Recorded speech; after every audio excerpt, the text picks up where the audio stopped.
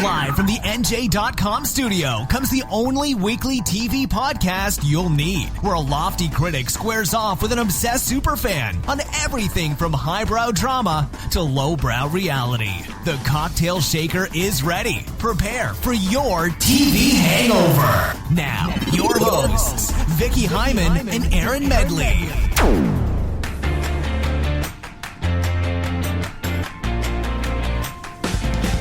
Hello and welcome to TV Hangover. I am your host, Erin Medley, and I'm here with Vicki Hyman. Hey, Vicki. Hey. How you doing? I'm doing great. I sound different this week. I sound like myself. You sound alive and human. Not like a cyborg. Plus. Always a plus. This is our 15th show, and as always, no, it's not. Oh my gosh, producer Anthony and producer Alyssa are both looking at me like I'm crazy. Sweet 16. I'd like to say that on our notes here, it does say 16 and 15. So I made the mistake. But it's our 16th show, Sweet 16, as Vicki just said. Don't forget to follow us on Twitter at TV Hangover Show, at E_meds, and at Vicki High, VICKIHY. We have an email address, as I say every week. Yes, we do. We've gotten one email on. Email. A lovely one. The guy from Pittsburgh. But you can email us at tvhangovershow at NJ.com. We will answer any and all of your questions, but most likely we'll get back to you if you tweet us. Vicki, what's been going on in your life this week? Anything interesting that our listeners might want to know about? Well, just TV related. Well, go for it. You've been watching a lot of shows. I've been watching a lot of shows. I'm at work all day, and then I come home and I basically watch TV all night long until like 1 o'clock in the morning, just trying to catch up on all the winter shows. But I did allow myself I started watching a show that had been nominated for a Golden Globe, so we'll be talking about that a little bit later, that I hadn't seen. It just kind of like fell off my radar when it premiered last year, and the new season came on like a week or so ago, and I love it. It is Amazon's Mozart in the Jungle. What is this about? It is it's based on a memoir by an oboist and her experiences working in New York City Symphony. I know, it is You said oboist good. And I was out. It is funny and charming, and I'm in love. And I'm almost done with the first season. I actually haven't started the second season yet. So it's on Netflix. No, it's on Amazon. Oh, Amazon. And the second season is now out, and I love it. Okay, well, I don't know if I'll be watching Mozart in the jungle, but I do have exciting news to share. Yes? I am now officially a Netflix subscriber. Oh, thank God. It's really hard to do a TV podcast with somebody who doesn't have Netflix. I know, and then every time I log in, all of the shows that I should have been watching are like staring at me. It's like Netflix knows. Guilt. Yeah. But I started watching Making a Murderer, which we will talk about in depth. Yes, we will. And I'll give you a spoiler alert right now. If you have not watched up until episode 6, you're going to be spoiled. So you can skip past that when we get there. Although it's hard to imagine how anybody is not up on what everybody's talking about. Everybody's talking about it. And there's this thing called the internet. And the internet, the Today Show, everywhere I turn, someone's talking about Making a Murderer. So we will talk about it as well. But I'm very excited to have Netflix. I will catch up on Jessica Jones. Yes. Daredevil. Okay. Meh. No. You should. And I feel like there's something else. What else is there? Well, I've been talking about Bloodline. Oh, right. All the Kyle Chandler show. The Kyle Chandler show. All right. There's a lot of catching up I need to do, and I will try. So, Vicki, it's going to be an exciting week for you next week. You're going to the TCA. I'm going to TCA actually tomorrow morning. Oh, tomorrow. Tomorrow morning, yeah. I'm going to be there just in time for the HBO panel. So what is the TCA tour? It's a Television Critics Association tour, of which I am now a member. Officially a member. Finally. Woo! Thank you very much. Yay. And you can actually go to the tour if you're not a member, but it's just more difficult. Okay. So there happens to be money in the budget this year to send me. I hope they will send me again, but we'll see. It is a place where all the television critics get together, and really all the networks like pitch their shows and do panels and different opportunities to interview and talk with stars for about, I think it's like 10 days. So you will be joining us for next week's podcast. I will, but from Los Angeles, from Pasadena. Exactly. You're going to be in LA for an entire week? Yes, I am. Bless you. Yeah. You're going to have to bring us some interviews or something. I'm trying to score them. Please. Trying. Get the big names. I'm trying. So we can get our podcast on the map here. No pressure. No pressure. No pressure. So there are some interesting developments at Showtime. They're trying something new, which I think a lot of the networks are doing. They've premiered 2 of their shows, one returning, one new, online before the debut on air, and it's available. They're both available to anyone. You don't have to be a subscriber at all. So the shows are Shameless, and the new show is Billions. Yes, it's actually really interesting what they're doing with Billions. I've been reading a few stories in the financial websites and papers about how they're really trying to get Billions, which is about it takes place in the world of the hedge fund. And I'm sorry, let me just tell you what it's about. Yeah, tell us. Damian Lewis, who we all love from Homeland, yes, plays a guy born blue collar, went to Hofstra, but became this big time hedge fund manager. Lost a lot of his colleagues on 9/11, and so always tries to get back to the community, but you get the feeling that some of the information that he gets and uses isn't obtained legally. So he's kind of hinky, but you're rooting for him like the true anti-hero style. And Paul Giamatti plays a U.S. attorney who has been going after financial fraud, and he sort of sets his sights on Damian Lewis's character named Bobby Axelrod and wants to take him down. And so I'm basically, sorry, what? His name is Bobby Axelrod? That is a weird name. Well, no, it's called Bobby Axelrod so they can call him Axe, which is really lame. Oh, yes, but this is the world of hedge funds, so that's what they do apparently. It's basically apparently going to be like a pissing contest between these two guys. The interesting, what I think is one of the most interesting things about the first 2 episodes. The first 2 episodes is that Maggie Siff, who we all love from Mad Men, she played Rachel Menken. She was on Sons of Anarchy. She's a great actress. She plays Paul Giamatti's wife, who also has been working a long time for Bobby Axelrod as this sort of like performance guru, human resources person. So she's very involved in his firm. So she's sort of caught up between the two, which is probably one of the reasons why Paul Giamatti's character has not really gone after this guy yet. It's very intriguing, but as I was saying, they're really trying to push this in front of the financial people, trying to get them to be, opinion makers and influencers and stuff, because I think they're really going to go gaga over this one. So you're in for this show. You're going to keep watching? I'm going to keep watching. I think that it has really big ambitions and doesn't quite meet them. It's a really good drama, but there's nothing yet that I feel pushes it over to the edge into really great drama, if that makes any sense to you. No, it definitely makes sense. The way you're describing it sounds like a show I could watch on USA. With lesser actors, possibly. Although USA is Mr. Robot. It's getting better. Have you watched Suits? I have never, ever watched Suits, but I have been bombarded by whatever is happening in the next season. I've been seeing so many commercials about it. I think because I finally finished Mr. Robot, and there were like 10 million commercials for Suits on the marathon that I was watching. Suits is a good show. So you can watch Billions and Shameless on show.com, Showtime anytime. Right, but it's a really smart move for them, I think, to do it, to push it out there, because it's really hard to make a why are you looking at me like that? Because I'm trying to tell people where they can watch it. I'm sorry. I just wanted to make one more point because it sounded like you were moving ahead, and I wanted to say one more thing. The list of places to watch is long.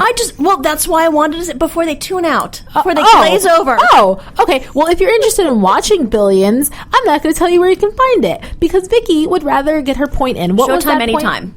Yeah, but people don't have Showtime anytime. It's hard to make a splash these days with so much TV out there, and so I think it's interesting that they, and also NBC, although I don't think it works so well for NBC with Shades of Blue and Telenovela and Superstore. I don't know if that really worked for them, but it's good to get the buzz going. So if you're interested in watching Billions, it's on show.com, Showtime Anytime, YouTube, Facebook, Hulu, Roku, and PlayStation View. Plus, it will be on demand through your cable providers. Thank you, Erin. Oh. Everybody here is shooting daggers at me. I'm sorry. Yes, you are, Alyssa. Jeez Louise, I can't even, be informative and help our listeners out. Let them know where to watch Billions. Sorry. Okay, fine. Appropriately chastised. I'll shut up now on the podcast. So as I mentioned, I now have Netflix. I started watching Making a Murderer because everyone's talking about it. If you don't know what Making a Murderer is, you live under a rock. But it is a true crime documentary. It's 10 episodes, and it follows the story of Stephen Avery, who's a man in Wisconsin who, and I'm not spoiling anything right now if you haven't watched, but he was a man who was convicted of raping a woman. He served 18 years in prison before he was exonerated because through DNA evidence, they realized it was another guy. And what you come to learn is that this whole thing was a conspiracy against him by the local sheriff's department. What the show actually follows after that, that's in the first episode, is that he is on trial for a murder that he may or may not have committed. And if you watch the show, it's pretty clear that the documentarians do not think he has committed this murder. Agreed. If you like The Jinx, which I loved, and if you like Serial, the first season, not the second because it kind of sucks, you will definitely like Making a Murderer. Vicki, you're 6 episodes in. I'm on the 7th. Oh, you're on the 7th. I'm at the end of the 6th. And the only way that I can describe how I feel about this show is that I love it. I think it's very intriguing, but it also infuriates the crap out of me. But that's a good thing, right? I think it's supposed to infuriate the crap out of you. And I think one of the greatest things that it does is that it infuriates you without being inflammatory itself. It is so, as I mentioned this earlier, like very clear-headed, very level-headed. My new TV boyfriends are his lawyers. I love them. The guy with the glasses? Especially actually, I think they both have glasses. But I mean, the main black guy with the glasses, yeah. They've got this like Tim Gunniness about them, like from early Tim Gunn, where he was just, you're on reality television, and you have Tim Gunn, who is this oasis of sanity. And that's what they are like to me. The miscarriage of justice throughout this entire show makes me want to rip my eyes out. Like, it is so clear, and again, spoiler alert, that this sheriff's department, bless you, producer Alyssa, this is a show that we are recording live, people. We don't do it over. That it is so clear that the sheriff's department in, what's the name of the county Manitowoc. again? Manitowoc County, Wisconsin, had a bone to pick with this guy, starting with the rape case because he allegedly ran his cousin off the road, and she happened to be married to a deputy. And so she suggested maybe, hey, it's Stephen. It sounds like that would be Stephen Avery, the guy who assaulted this woman. Right. It was actually her friend, who is a sheriff's officer, who said when this woman was raped on a beach in this county, she described a man who had similar characteristics to Stephen, but she immediately said, "Oh, it sounds like Stephen Avery," and then everything, because he was white and walks upright. He had blonde hair. They both had beards, and it was the clerk. Anyway, after that, everything that happened after that was sort of to stack the cards against him and make sure he's convicted. And the whole time he maintained his innocence. Now, Stephen Avery, as they point out in the documentary, was not an angel. No, I mean, he burned a cat alive, I think. He did burn a cat alive when he was younger. Yes. I mean, this also happened when he was younger, the arrest for the rape. But, he clearly did not do this. But he was convicted, and through all of the appeals processes, he was denied. And then finally... But even like 10 years into his sentence, when a nearby police authority, agency, whatever, found the guy who actually raped the woman and said, hey, I think that this guy is the guy who raped the woman in your county, serial who's rapist. in jail. Yeah. I think the guy admitted to it. Right. Like, I did a rape that a guy's serving time for. The sheriff's department didn't do anything about it, and the guy and Stephen Avery served another 8 years. 8 years, and then he finally got out in 2005. 2003. The murder that happened was in 2005. Yes. And then it's like the whole thing happens all over again, and of course, and like the whole feeling on the authorities' part is like, of course it happened again because the guy served time for sexual assault. Yes, but he didn't do it. Committed This documentary is so frustrating because the whole thing after Stephen got out was he was working with his legislatures to compensate him for the time that he spent in prison, and originally, like, according to the law, and of course he filed a lawsuit against the sheriff's office right too. But according to the law in Wisconsin, I think you only get $25,000 total, or like 20 I think only got $400,000 total. But originally he was only supposed to get $25,000. That's why he worked with the legislators, and then the amount went up like significantly. jury, but after he was charged with this murder, then they all come out, like these legislators that he'd been working with are like, oh, I can't believe that this is that kind of guy that we were gonna try to give this money to, and then he had to take a settlement for like $400 and something, which he had to use to defend himself. And he had to use to defend himself in this murder. And hire those awesome lawyers. His attorneys are really good. However, spoiler alert, we all know that. I don't think we all know. We all know what?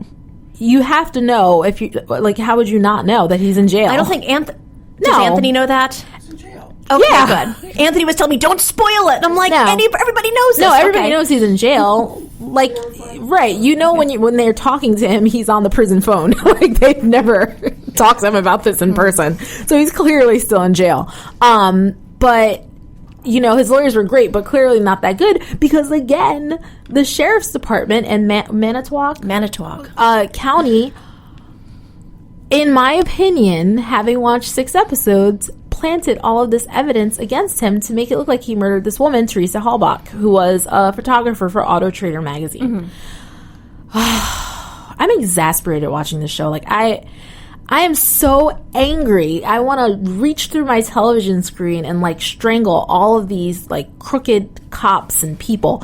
And the fact that the jury convicted him, and again, I'm only 6 episodes in, so I don't know what else happens. I just don't understand.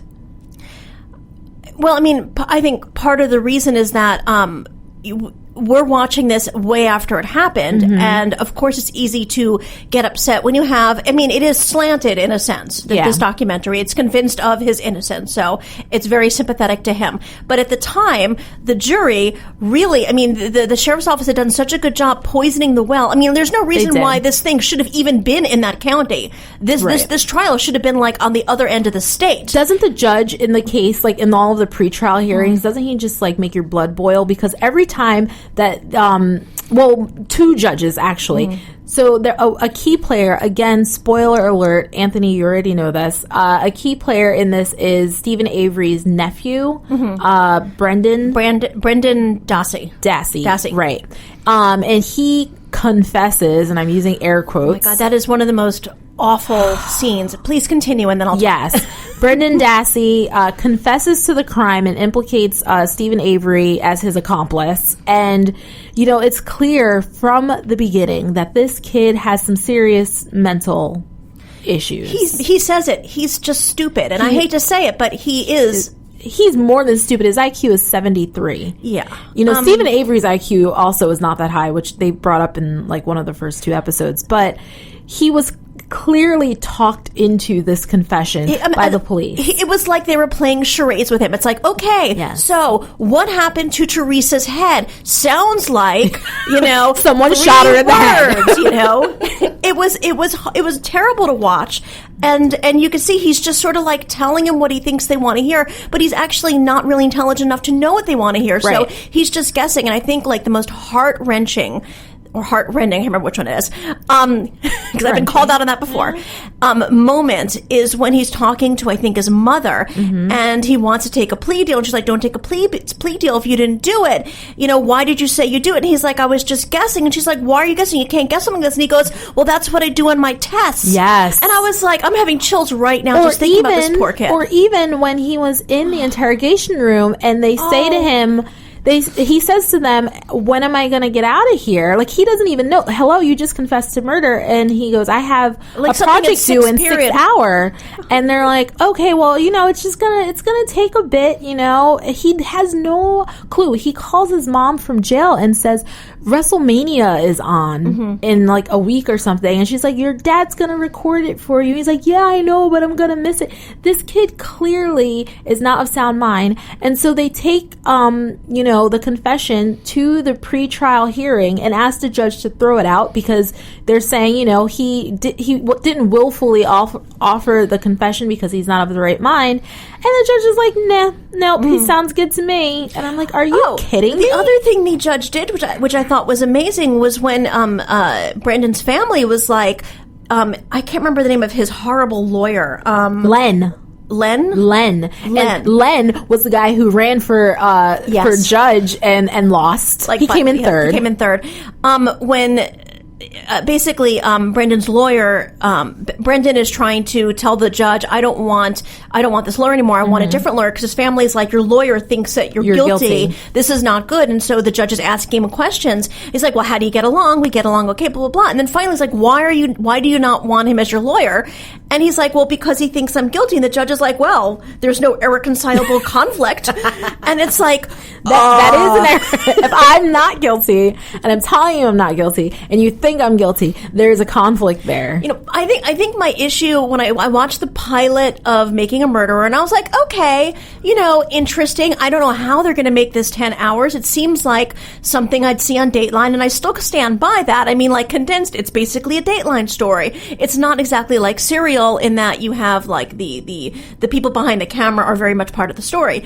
But then there are so many bombs dropped and there's so much material that they have, which is a great thing. I mean, this thing is happening recently, and so there's so much TV content and audio of the conversations but there's so many amazing things about this case that they are doing such a good job building each episode very clearly around one aspect of the case and just building it throughout. Well, so, I mean, I still think it could have been maybe like 8 hours. No, I disagree. I think every hour is intriguing. I like seeing the court footage, because what I dislike about Dateline, which clearly you have not watched enough of, is number one, the really annoying voiceovers, which this does not have. Like, there's a tone and you understand the perspective of the documentarians, but there are no voiceovers, thank God.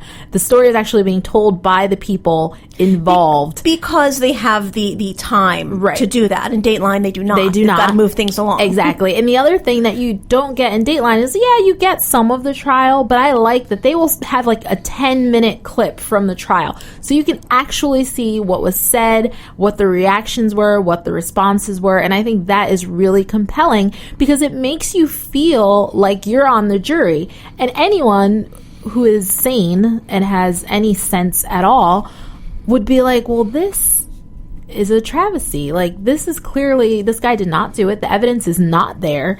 The evidence is made up or planted. And, I think that's the beauty of this documentary. And I also think it's great because the filmmakers followed him from the very beginning. They were there when he got out. They shot this over a 10-year period. So it's unlike anything that I've ever seen in a documentary, and I love documentaries. No, I totally agree with you. It's interesting, though, that everybody's jumping on the Serial and now the Making a Murderer and the Jinx bandwagon. True crime is really big. And there's a couple of issues about, like, the idea of using true crime as entertainment and all that. But, I mean, you can't do another Making a Murderer like this because they have so much. I mean, Discovery is doing this show, I think it just debuted, I think maybe yesterday, called Killing Fields, which has, it's produced by Tom Fontana, Homicide, Oz, and Barry Levinson, the director.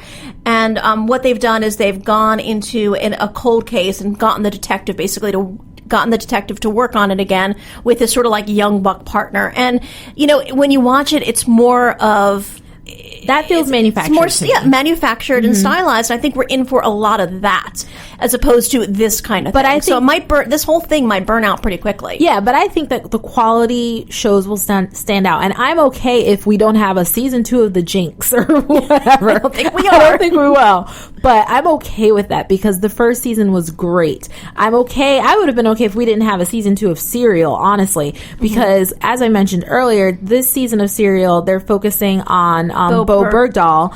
And it's just not as interesting as the first season when they focused on Adnan Syed, who... I haven't watched the Bo Bergdahl one, but is it because we are so familiar, like we're fairly familiar with the whole thing? No, that's not why. Why don't you like it? Because I think that going into it, although people know who Bo Bergdahl is, and, there was all of that speculation when he was turned over by the Taliban that he was working with them. It was very Brody from Homeland storyline. I think that you go into it thinking like, we're going to get like the real story and find out if he was working with the Taliban. And pretty early on, you realize like, no, dude wasn't working with the Taliban. He was just captured and, there was a reason why he left the base, which was really stupid. He knows it's stupid. Like, I don't know why we're listening every week. Like, what am I finding out? I don't need to know anything else. Like, the intrigue is just not there. Whereas with the first season of Serial, you were hearing the story of this guy who many think was wrongly convicted of killing his girlfriend. And you're hearing evidence, and it's very similar to Making a Murderer. You're hearing the evidence, and you're like, well, this doesn't add up. Or does it add up? I don't know. Did he do it? I don't know. Maybe he didn't do it. That's what I liked about the first season of Serial. There's none of that in Serial season 2, or whatever you want to call it.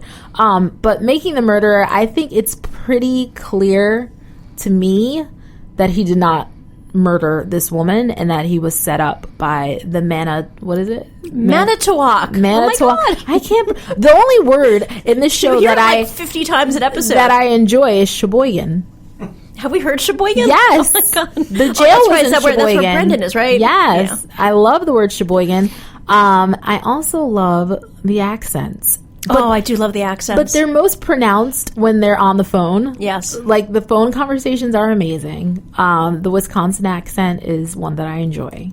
And you don't watch Fargo because the upper Midwest accent, and like it's another thing I really like about the show is that we get so many shows that are based in New York and California, and this is pure flyover country stuff we never normally hear or listen to or see, and I'm really enjoying it. Well, that aspect of it. I've been thinking about that, and the one question that I keep asking myself is, could this happen in any other place other than small town America?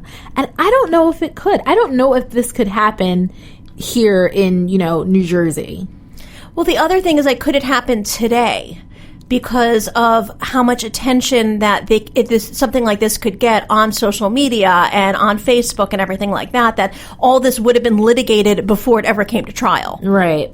I don't know. That's a good question. It's like a moment in time that we'll never be able to go back to. I also enjoy the special investigator whose last name is Fassbender, because I always think of Michael Fassbender. I always think of Michael Fassbender, period. Sorry. Love me from Fassbender. Those are my secondary favorite parts of this documentary, which I can't wait to finish. I'll finish it this week. I probably will not. Well, you can finish on the plane. I have like so much other. I have so much other stuff to watch on the plane to get ready for the. Do you think by going to TCA that these people are not going to be talking about Making a Murderer? No, they'll be talking about Making a Murderer, but I would really like to actually see the pilot of Vinyl before I go to the panel at which Martin Scorsese and Mick Jagger will be at by satellite, and everybody else will be there. I know. I was like, what? I know. But Bobby Cannavale will be there, so. And you're happy with that? I am happy with that. Well, I'm happy that we are finally at my favorite weekend of the year. Woohoo! Golden Globes weekend. Wait, you're going to be in LA. Are you going to, like, the red carpet or something? No, I'm not. I think I could have been in the press room, but I think it's just easier for me to cover it from my hotel room. Yeah, press rooms in my are pajamas. Not fun. Not all that. So this weekend, the Golden Globes hosted by Ricky Gervais, who in my opinion is the best Golden Globes host ever. Vicki, we're going to make our predictions, and we're going to make a little wager here. Are we? Okay. Yes, we are. The bet is, I'm going to have to think of something good on my end. Like what I'm going to have to make you watch, and maybe I'll have to make you watch Mozart in the Jungle. Yeah, okay. No. If I That's not good enough. If I choose the most correct, you have to watch... No. Have you ever watched The Bad Girls Club? I have never watched The Bad Girls Club. You have to watch the season premiere of The Bad Girls Club. Which I have a high tolerance for trash because I write about the Real Housewives of New Jersey. No. And Jersey Shore. I recap Jersey Shore. They're not even on the. They're not on the same playing field. Wow. It's a whole new low. It is like the lowest of the low. Mm-hmm. The worst show I watch is Bad Girls Club. So you will have to watch the season premiere of The Bad Girls Club. Are we going to make our producer Anthony watch The Walking Dead? Oh, no. What do you think? We fear The Walking Dead. Fear The Walking Dead? Oh, but there's not enough zombie guts in the first episode.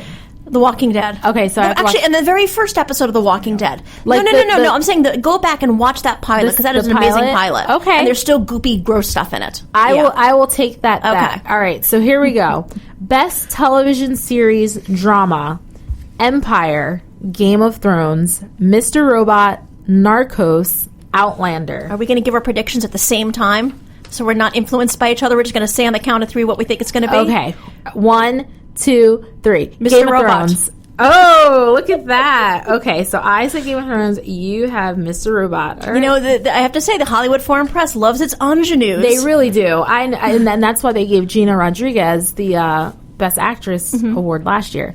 All right, Best Performance by an Actress in a Television Series Drama. Hold on, let me My get list to is it. a little different than yours. Hold on. How is your list different than mine? Well, my order is different. but- okay, so actually, this is the first time I've looked at it in a couple of weeks. Okay, so Catriona Balfe on Outlander? I think it's Katrina. Oh, really? I think it's. I actually never have her name said out loud. Neither. All right, Katrina Balfe on Outlander, Viola Davis, How to Get Away with Murder, Eva Green, Penny Dreadful, Taraji P. Henson, Empire, Robin Wright, House of Cards. 1, 2, 3. Taraji P. Henson. Oh, yeah. Oh my God, we both picked the same one. Okay. I mean, it could be Viola Davis, but I think they're just going to go a little sexier, I think so too.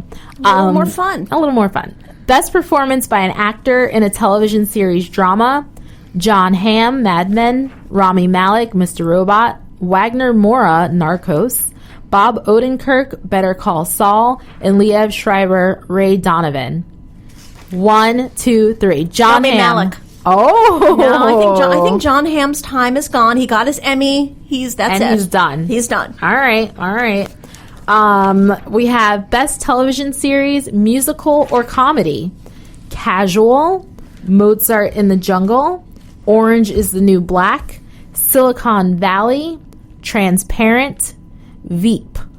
1, 2, 3. Veep. Mozart in the Jungle. Are you saying that because you watched it? No, or- I'm absolutely not saying that because I watched it. But as I said, this is the Hollywood Foreign Press, and Yeah. I think we're talking about people who have more of a tolerance for comedies about the classical music world. Oh, And you it didn't is- mention it was a comedy. Oh, but it's a comedy. Oh, okay. It's a comedy, half-hour comedy. It's so easy to watch. Okay. It's so great. And it's got sex in it, and it's fun and fizzy. And I don't think that Casual, Orange is the New Black. It's good. Transparent, maybe Transparent. Veep is always good, not Silicon Valley. Okay. I'm going to go out on the limb. Mozart. Okay. Best performance by an actress in a television series, musical or comedy: Rachel Bloom, Crazy Ex-Girlfriend; Jamie Lee Curtis, Scream Queens; C. Julia Louis-Dreyfus, Veep; Gina Rodriguez, Jane the Virgin; Lily Tomlin, Grace and Frankie, which is like ridiculous. But Yes. anyway.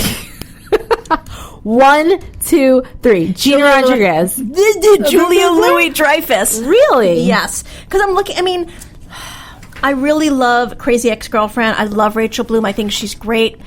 I don't think it's made that much of an impression. It hasn't. They gave it to Gina Rodriguez last year. I can't really see Jamie Lee Curtis getting it, and I hated Grace and Frankie. I mean, Grace and Frankie was really bad, and it was didn't like picked up, it. and I don't understand. Okay. Best performance by an actor in a television series, musical or comedy: Aziz Ansari, Master of None; Gail Garcia Bernal, Mozart in the Jungle; Rob Lowe, The Grinder; Patrick Stewart, Blunt Talk; Jeffrey Tambor, Transparent. 1, 2, 3. Jeffrey Aziz Tambor. Ansari. Really? Yes, Vicki. I'm going with. This is like an overarching theme I'm have going on here, where I really think that the Golden Globes, the Hollywood Foreign Press, really pride themselves on being ahead of the curve, staying relevant. I think they're going to give a lot of hardware to streaming things, and I think Aziz Ansari's Master of None is very good. It's very different. That's on I think Netflix, right? Yes, it's on Netflix. Okay. And I think he's our ingenue this year. Now that I have Netflix, maybe I'll watch. You should. I think you'd really like it. Half hour? Half hour. Okay, I can do that. All right, best performance by an actress in a supporting role in a series, limited series, or motion picture. Oh, I thought we weren't doing Oh, that. wait, yeah. No, but it has... I thought we're doing supporting actor and actress. No, that's what we're doing. I thought you said limited. Yes, it's We one are doing category. limited. It's Okay. one category. Sorry. There's no, like, comedy drama. Stop shaking your head at me, Anthony. All right. Let me say that really long phrase one more time. Best performance by an actress in a supporting role in a series, limited series, or motion picture made for television: Uzo Aduba, Orange is the New Black; Joanne Froggatt, Yes. Downton Abbey; Regina King, American Crime; Judith Light, Transparent; Maura Tierney, The Affair. I think I need to think about this one.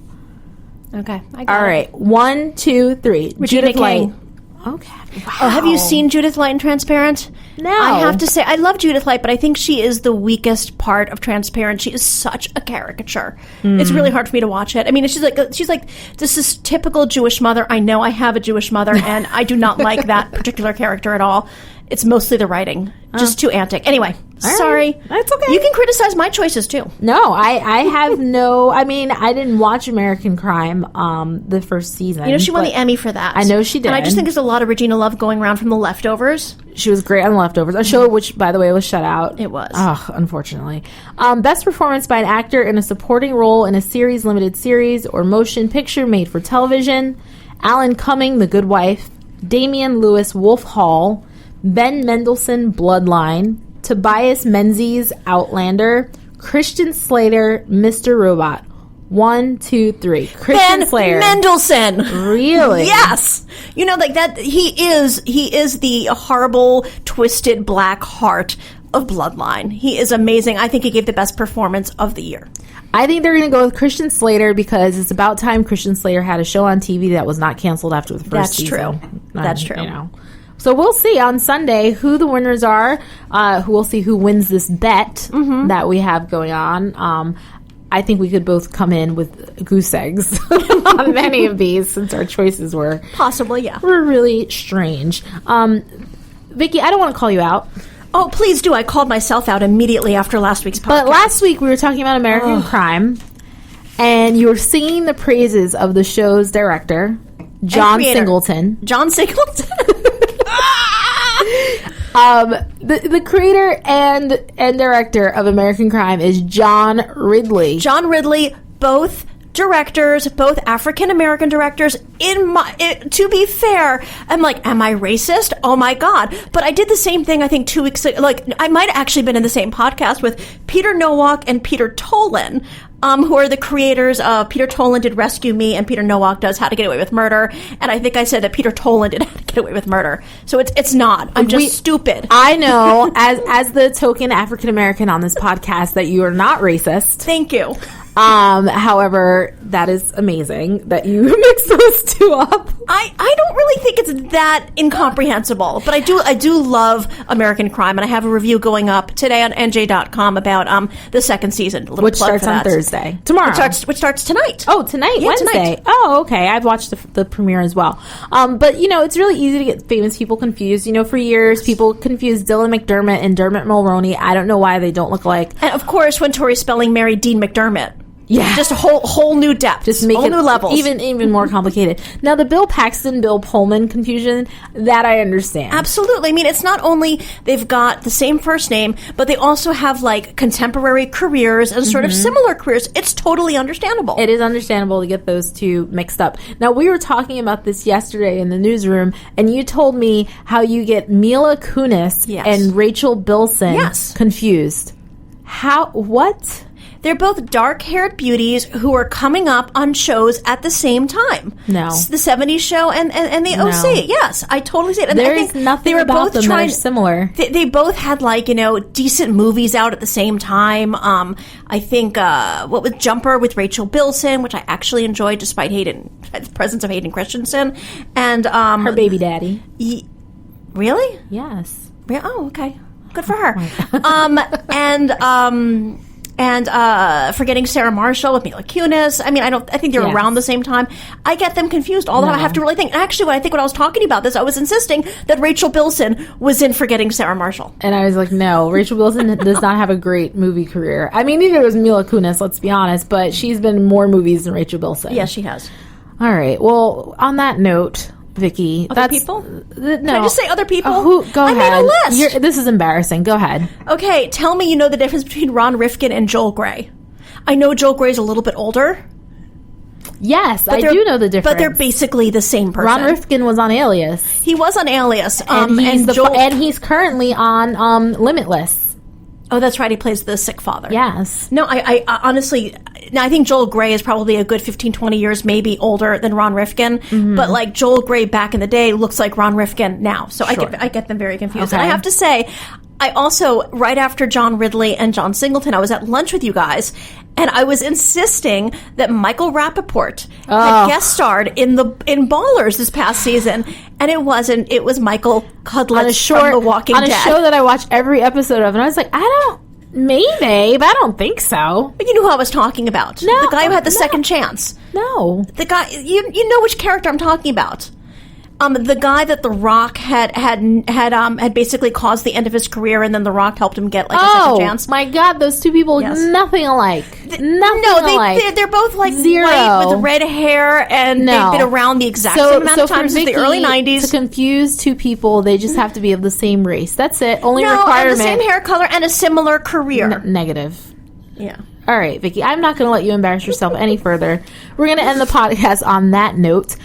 Don't forget to subscribe and review us on iTunes, Stitcher, Spreaker, and TuneIn. And we will be back next week. Hopefully, Vicki will bring us lots of goodies from the TCA press tour. I, on the other hand, will just bring you myself. And that's good enough. Oh, thanks, Vicki. Until next time.